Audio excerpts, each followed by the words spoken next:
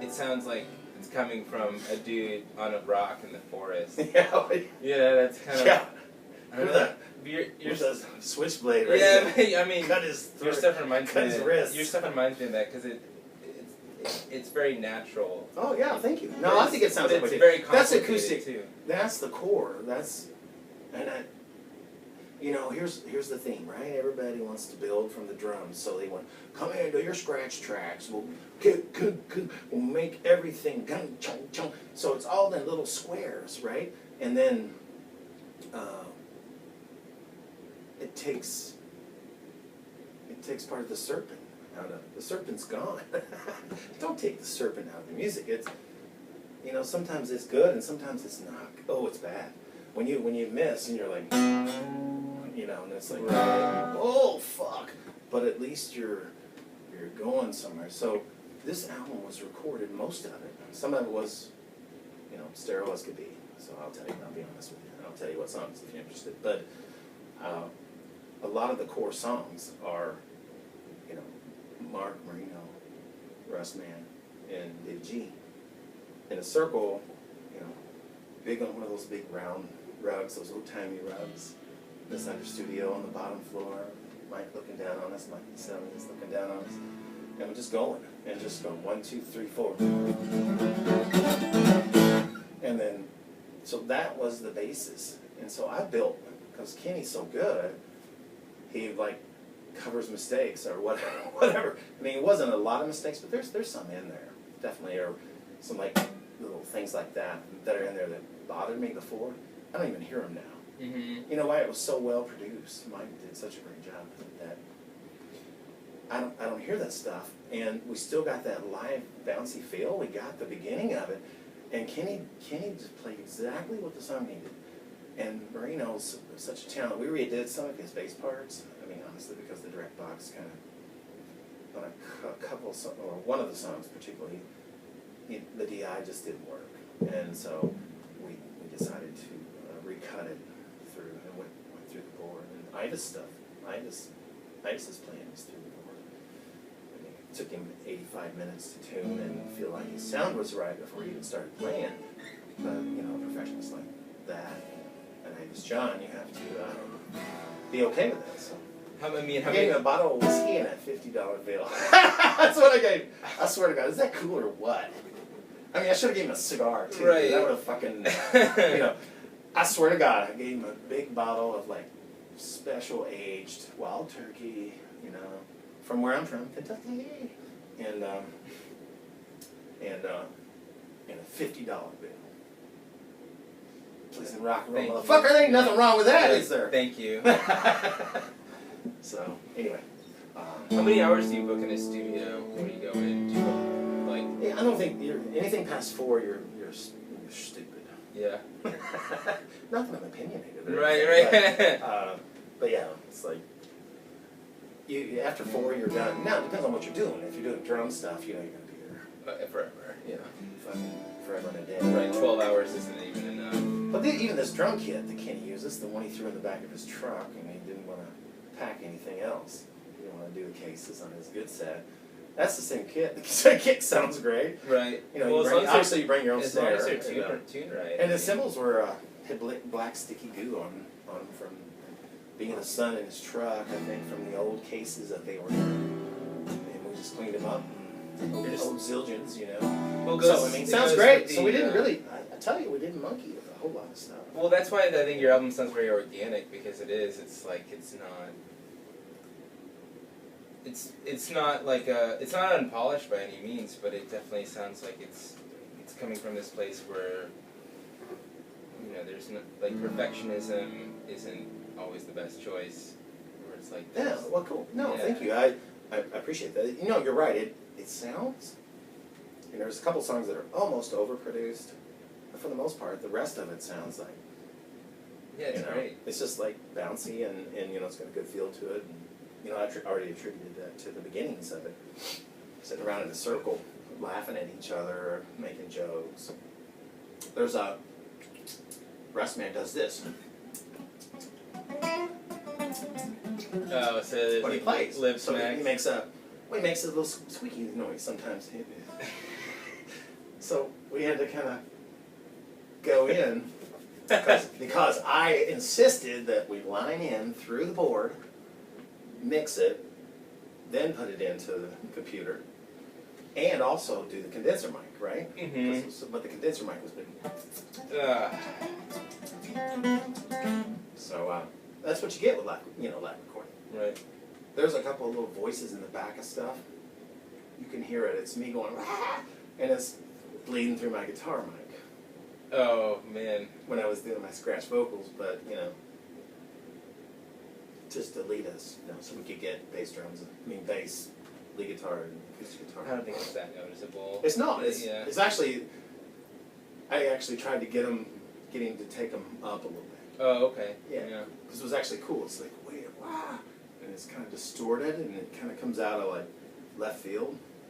The Beatles did that a lot too. They would have like a scratch Yeah. take, and it was actually kind of like the backbone. So should I play you another song, or what should I do? Yeah. Play Right. play one from play and sing. Play what? Play and sing at the same time. Sure. What song is this? Do the first song on the album. It's kind of hard to do, really, acoustic on a 12 string. It's really not fitting for that.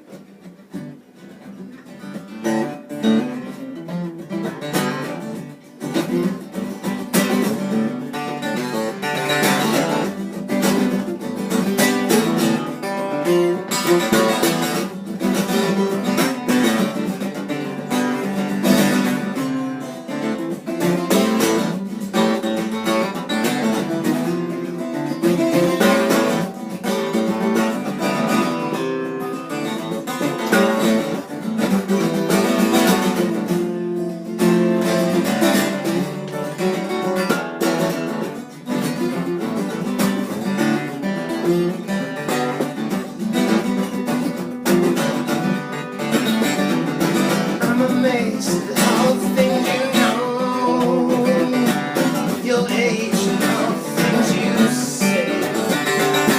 Half of my mind come out of the haze, but I got my mind and got my road.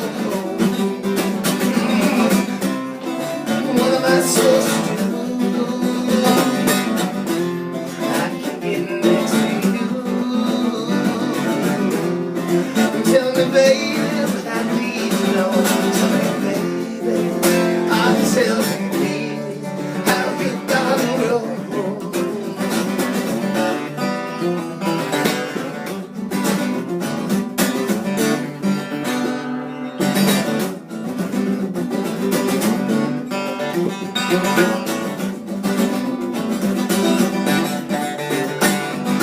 Follow you deep into the tree.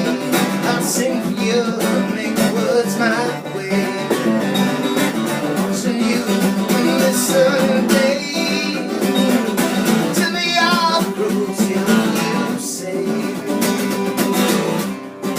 what am I supposed to do? Getting next to you.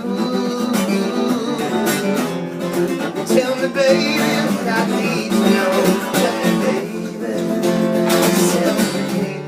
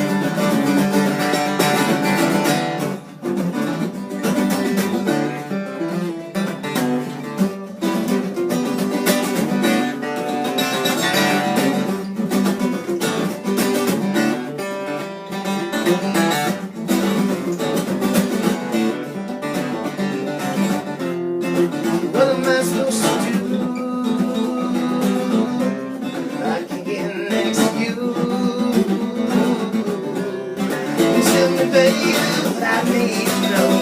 Tell me, baby, tell me,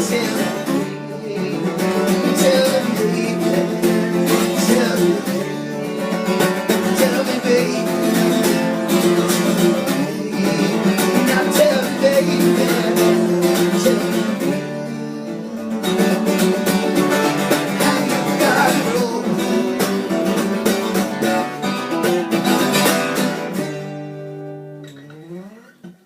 Great. A little rough. No, it sounded great. Thank you, sir. Yeah. It's really hard. It must be really hard to. That takes a little. I gotta kind of work on I that. mean, you're totally riffing and playing. Because I'm not like I'm not. I haven't played this thing.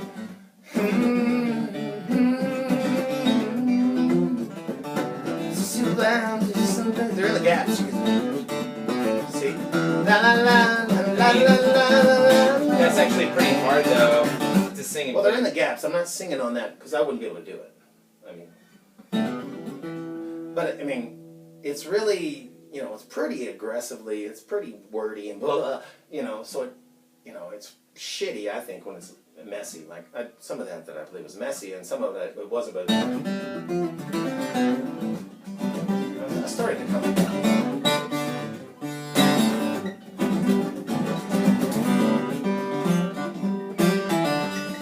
But, I think it sounded just fine. I mean, it's fun. I like this song, and it's fun. It's a challenge on the 12 string, so that's why I'm doing it on the 12 string, because I'm trying to just get cool get to beefier, see. because It's cool to see somebody battling. Like I always love. I am battling. No, but I love watching somebody that's like,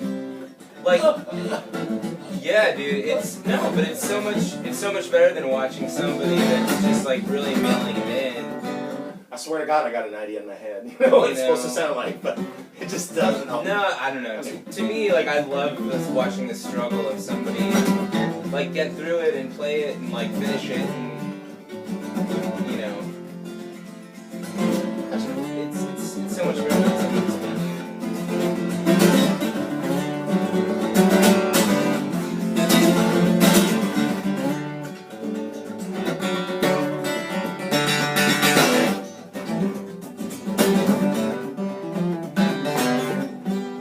Isn't that cool though? I mean, it is. Yeah. That's why I've been playing it for years. It's just like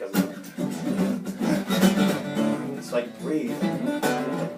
It breathes, and then you get the right stuff behind you. You definitely nod your head to it for sure. It sounds like almost not like Grateful Dead-ish, but like if that. It's definitely Dave Matthews. Right, the way it sounded on your album, I'm like, wow, like festival kids would really dig this shit, But I think Russ Man is so good at what he's doing on this thing is that I think a lot of people get Russ Man.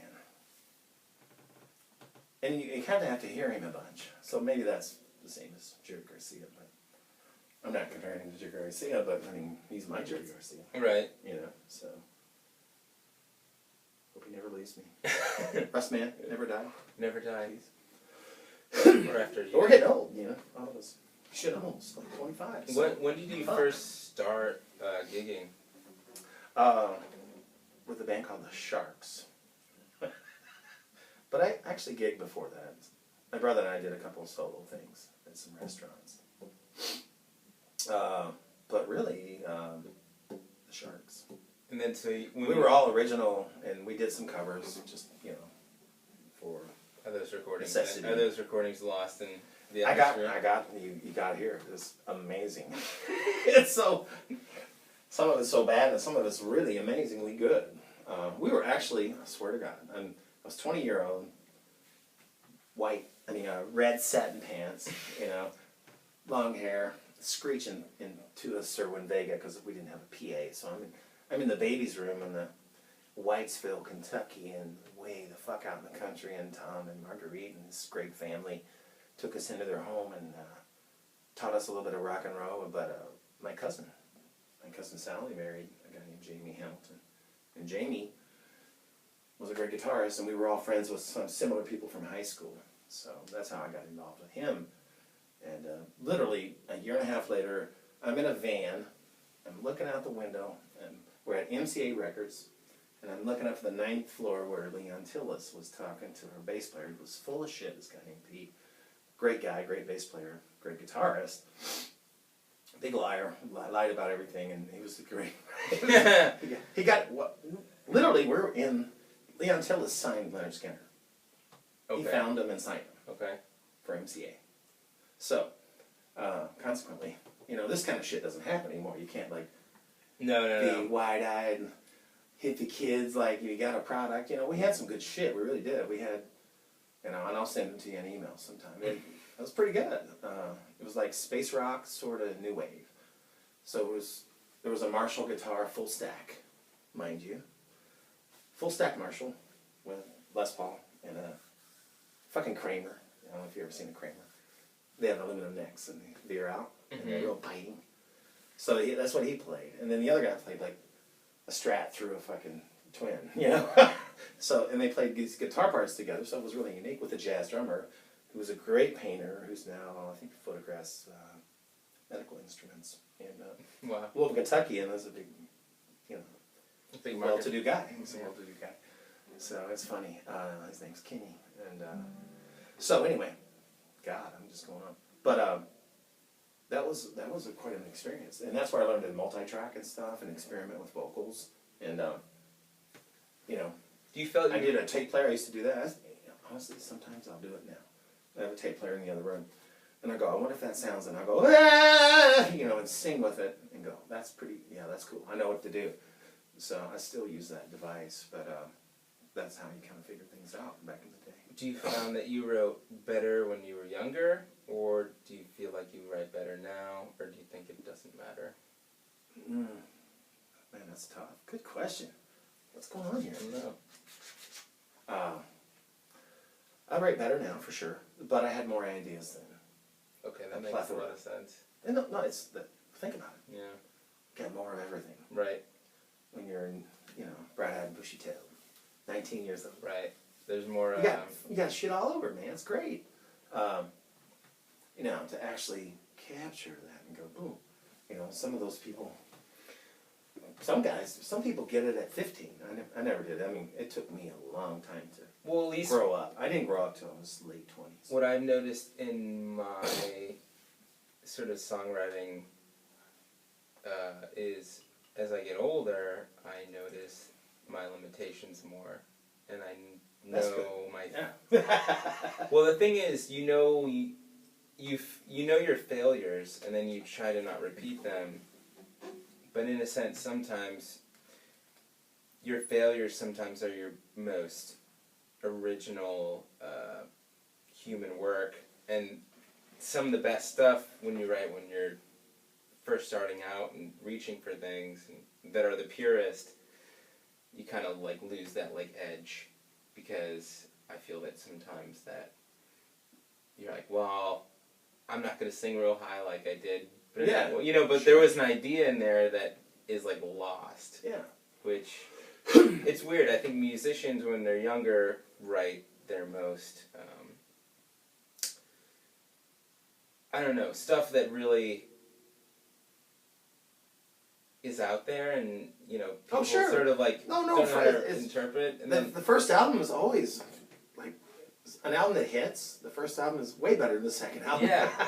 It's always the case. Right. I mean, or maybe the second album, but you're done. I mean, unless you've got unless you're some rolling, real songwriting thing going on where you're churning out or stuff, a creative element, or maybe you're moving. Maybe you're kind of going to another spot, so you turn into a funk band, or maybe you turn into you're more poppy or whatever. That's cool too. I mean, that's a cool thing. I mean, it's just as long as you're moving and as long as you're playing music and enjoying it.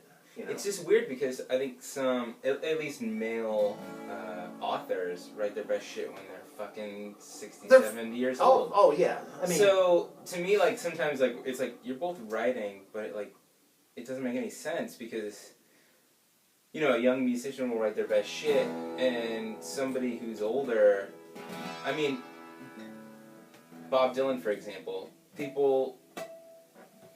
He's 70 years old, and people. Bob that was an amazing spiritual almost like a godlike thing that he tapped into. I mean, and a lot of people have that. You have it, you know. He just was happy when all. I mean, I'm serious. I mean, he just happened to be going along, and he tapped into that, and he started doing it, and he got good at it, and the lyrics just kept flowing out. You know how many verses he's thrown out of songs? Oh, you yeah. know. How does it feel? It had like 12 verses, and they like, no, you got to take like 4 of these out. Right. Okay, maybe 6. Right. But you know what I'm saying? He was so prolific and so good at writing, and he's had all these images, and it was flowing out of him. Well, that only lasts so long, dude. I mean, that's magic. Right. So that's, Right. that's. It's like the flame that burns up very That's quickly. magic. So Right. how often does that happen? So you go with it as long as it does, and I think I've gotten better as I played more as an adult, and I like playing more, and I like practicing, and I don't practice enough, but I like playing, and it feels good to me, and it sounds good, but it's just part of my life now. So if songs come out of it, great. I'm not saying, I'm not comparing myself to Bob Dylan. No. By no means, but Right. but what I'm saying is that, it's such a fun thing to do, and I would probably wish I didn't have TV. But I had a time when I didn't have TV, and had my 2 boys 2 days a week, and it was an interesting time. I was very athletic and healthy, and I'm not so sure about where I was. Anybody too healthy scares me. Yeah. It's just, I don't know, the people that are incredibly in shape. Yeah, that's spooky too. It's not this like mental discipline. It gets into this weird realm where egotistical. Yeah. The people that look at themselves You in think the about- mirror. You just got to look at that energy. So that's a lot of energy. And I've done that before. I ran every day. It's kind of like almost 4.4 miles a day, every fucking day for like 5 years. And I think I probably need to be running now. I think I'd be healthier, just my brain, But I think it's but that's good a to lot of s- energy. It's I mean, good to sweat. Like when you sweat, Yeah. you sweat all like the toxins out of all your the body. shit comes out of you. Yeah. But no, it's like it also sweats your brain. Then if you sleep really well. I don't think humans are meant to just be the sort of.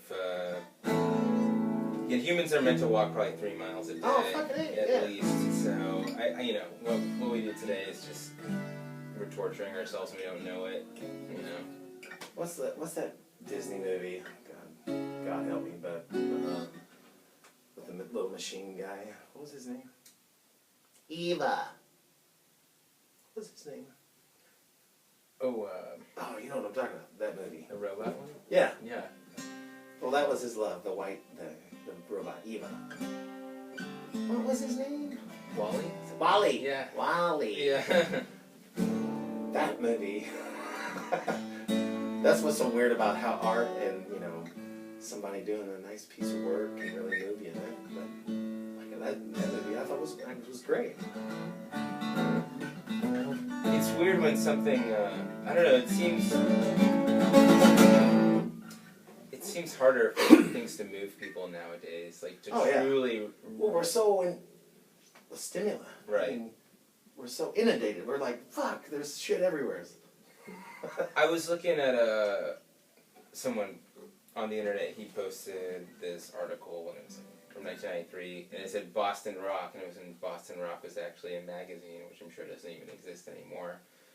But it's just how people got information back in the day. There was no internet, so when there's an internet, it's like literally you can digest music so quickly, and it's like, all right, you can just hear the. You want to know about Led Zeppelin, you can just hear the top songs and move on. Bob Dylan, move on. Neil Young. Or you can go extremely deep. You can go deep. Just depends. But I think people are so stimulated. Yeah, exactly. They are like numb. There's so much information. They're so numb to being It's just so much. not like high all the time, but it's like, oh, there's a Dylan lyric that really strikes me. It's like, what else can you show it's me? because you miss, it's like you miss the subtle curl of a line or somebody's accent, like a Lucinda Williams kind of, Right. singing something from their East Texas kind of thing, or you miss things because you're like, okay, hurry up, you know. Right. Get to the point. I want to know. What's that gonna be? Okay, yeah, great song. I love that song. Okay, let's move on. I want to know. I want to know everything that's good about this, and I don't want to waste my time with Yeah. anything that's bad. Don't know. I like how you held your teeth. It's good. I don't want to waste my time. Is that bogey? I don't know. Is that bogey? No, it's just people. It's like, okay, so Lucinda Williams. The people that like her now. There's probably very few people that really discover her and like really appreciate her, because now the people that might have listened to her years ago are listening like boom, boom, boom, boom, boom, boom, and it's just like this really aggressive, but pleasurable music in a weird way. It's just, it hits that like pleasure nerve where it's just like, you know. They want to hear the groove, and that's all they care about. I don't know. It's a weird, right? But it's different. I don't know. No, I know what you're saying. I mean, Neil Young and that Harvest album. Let's just look at that. You know, Old Man. What? And then Oh Man, take a look. And then Heart of Gold, which I played in the jukebox at the YWCA incessantly for like 2 days. So I just thought that song was like, you know, coin that won't get tossed, rolling home to you.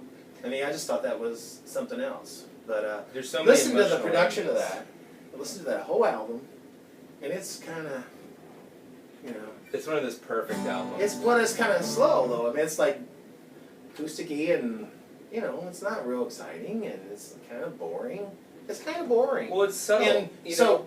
subtle. Yeah. But here's and you know where I'm going. So that's what I'm saying. Some great stuff sometimes doesn't really It's fog you over the head. Well, it's almost like, I remember when I was 16 and really trying to appreciate classical music. It's like I couldn't do it because my brain wasn't used to listening to music on that level and like noticing all the subtle, and especially when you write music or try to write music, you're like, you know, and then you go and listen to a classical piece, you're like, wow, this is really well put together, and you can see how things are structured. And I almost feel like today it's like people are a little almost cheated by popular music because there's so much subtlety in music that makes songs, and it just gets overlooked, and you know. Sure. I like hearing weird stuff that comes out of Blue, you know. So it's always cool to hear a band like get a hit, you know. Oh, for no reason. Yeah, I love that Yeah. shit. I think it's great. Well, that's what I want to do. Yeah. Well, I just think want to we all stop do. working Yeah. so much. No, it sucks. It's like one of my songs. Try